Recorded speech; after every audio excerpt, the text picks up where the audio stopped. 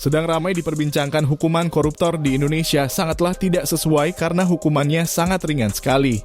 Salah satunya adalah vonis Harvey Mois dalam kasusnya korupsi timah yang merugikan negara sebesar 300 triliun rupiah yang divonis oleh hakim dengan hukuman 6,5 tahun penjara. Vonis Harvey Mois ini dianggap ringan oleh masyarakat karena telah merugikan negara yang sangat besar sehingga tidak akan memberikan efek jera terhadap koruptor. Lantas apa hukuman yang dapat membuat koruptor jera? Tulis di kolom komentar ya.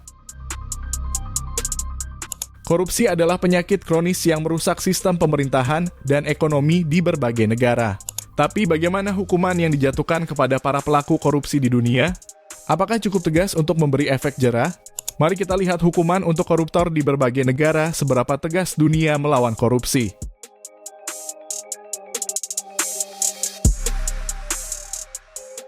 Korupsi bukan hanya soal uang yang dicuri.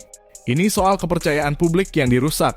Banyak negara mengalami kerugian miliaran dolar setiap tahun karena tindakan ini. Namun, cara setiap negara menangani pelaku korupsi sangat berbeda-beda. Tiongkok dikenal memiliki kebijakan tanpa toleransi terhadap koruptor. Dalam kasus berat, hukuman mati bisa dijatuhkan. Misalnya pada tahun 2020, seorang pejabat bernama Lai Xiaomin dihukum mati karena menerima suap lebih dari 1,7 miliar yuan.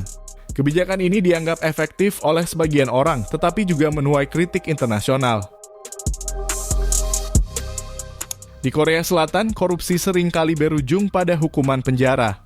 Contohnya adalah mantan Presiden Park Geun-hye yang dihukum 20 tahun penjara karena menerima suap dan menyalahgunakan kekuasaannya. Lebih dari sekadar hukuman fisik, masyarakat Korea memberikan hukuman sosial berupa pengucilan bagi mereka yang terlibat korupsi. India dengan tantangan korupsi yang besar menjatuhkan hukuman penjara berat bagi pelaku korupsi. Salah satu kasus besar adalah 2G Spectrum Scam di mana sejumlah pejabat tinggi dihukum penjara dan harus mengembalikan aset yang diperoleh secara ilegal. Negara-negara seperti Norwegia dan Swedia jarang terdengar memiliki kasus korupsi besar. Rahasianya, sistem pemerintahan yang transparan, gaji tinggi untuk pejabat, dan hukuman yang berimbang. Mereka lebih fokus pada pencegahan daripada penindakan.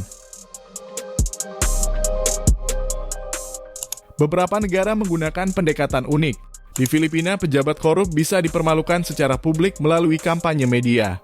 Sementara itu di Kenya, mereka yang terlibat korupsi dipaksa mengembalikan dana yang dicuri langsung kepada masyarakat.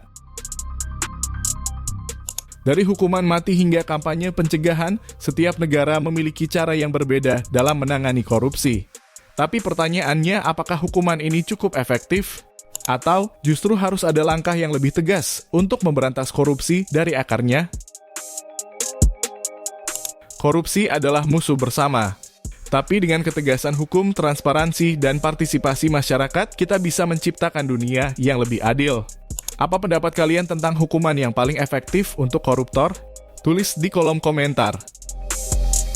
Jangan lupa like, share, dan subscribe untuk diskusi menarik lainnya.